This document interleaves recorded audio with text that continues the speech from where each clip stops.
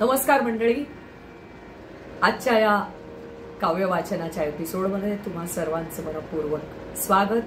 आपण ललित धोत्रेजींच्या आज कविता ऐकतोय. त्यांचा मोहोर हा काव्य संग्रह डिंपल पब्लिकेशननी प्रकाशित केलेला आहे आणि अत्यंत आनंदाची गोष्ट की या संग्रहाला आधार प्रतिष्ठान मोरगाव, सांगली व मराठी साहित्य मंडळ ठाणे यांचा राज्यस्तरीय पुरस्कार आणि मराठी वाङ्मय परिषद बडोदा यांचा देश पातळीवर पुरस्कार मिळालेला आहे. हा काव्य संग्रह विक्रीसाठी Amazonवर उपलब्ध आहे, त्यामुळे आपण नक्की तो घ्यावा आणि त्यातल्या सुंदर कविता वाचाव्या असं मी तुम्हाला सांगेन. कारण या काव्य संग्रहात अतिशय सुंदर कविता आहेत आणि त्या वाचल्या की त्या पुन्हा पुन्हा वाचाव्या असं आपल्याला नक्कीच मोह होतो. आता त्यांची कविता सावर रे ही आज आपण ऐकणार आहोत. ललित धोत्रेजींची सावर रे ही कविता. मनाने मनापासून ठरवलं आता खिन्न व्हायचं नाही. मनाने मनापासून ठरवलं आता खिन्न व्हायचं नाही. एकदाच तर बघणार हे जग, त्यापासून भिन्न व्हायचं नाही. एकदाच तर बघणार हे जग, त्यापासून भिन्न व्हायचं नाही. तत्व धरून बसलो आणि असंख्य माणसं दुरावली. तत्व धरून बसलो आणि असंख्य माणसं दुरावली. कितीही बरोबर असलो मी तरी फक्त अहंकाराची फांदी सुखावली. थोडंसं त्याचं, थोडंसं माझं, दोघांचं मन सावरून बसलं असतं.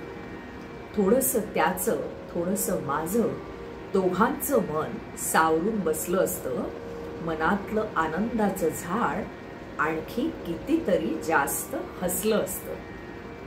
नंतर वाईट वाटून त्याचा कुणालाच उपयोग नसतो. नंतर वाईट वाटून त्याचा कुणालाच उपयोग नसतो.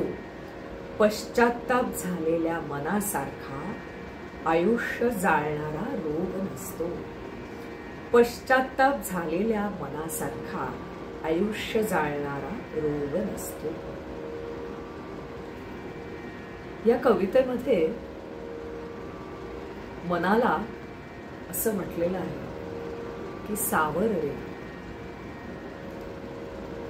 काही गोष्टी आपल्या हातनं नकळत आपल्या अहंकारामुळे किंवा कधी कधी अजाणतेपणी अशा घडत असतात की आपल्या आजूबाजूची माणसं दुखावली जातात. तर ही खंत या कवितेमध्ये श्रीयुत ललित धोत्रेजींनी छान शब्दात मांडलेली आहे. ते म्हणतात की मनाने आता मनापासून ठरवलं. काय बरं ठरवलं की आता खिन्न व्हायचं नाही. एकदाच तर बघणार हे जग, त्यापासून भिन्न व्हायचं नाही. एकच जन्म आपल्याला मिळत असतो आणि एकदाच हे जग आपल्याला बघायला मिळत असतं. तर त्या जगापासून आपण भिन्न आता व्हायचं नाही. पुढे ते म्हणतात, तत्व धरून बसलो आणि असंख्य माणसं दुरावली. कितीही बरोबर असलो मी तरी फक्त अहंकाराची फांदी सुखावली.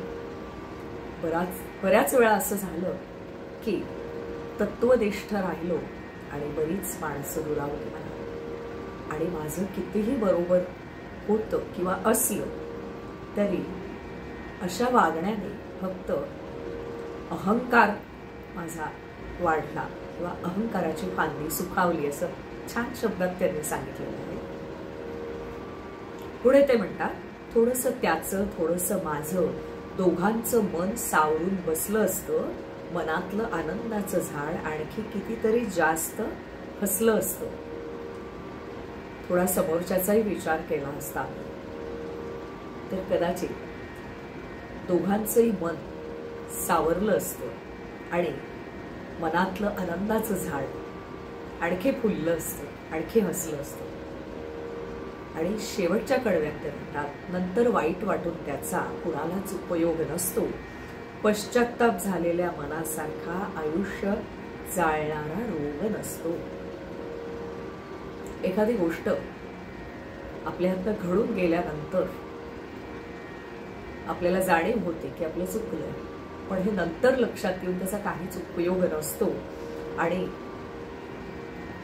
नंतर जो आपल्याला पश्चात्ताप होत असतो त्या पश्चात्तापासारखा आयुष्य जाळणारा रोग नसतो.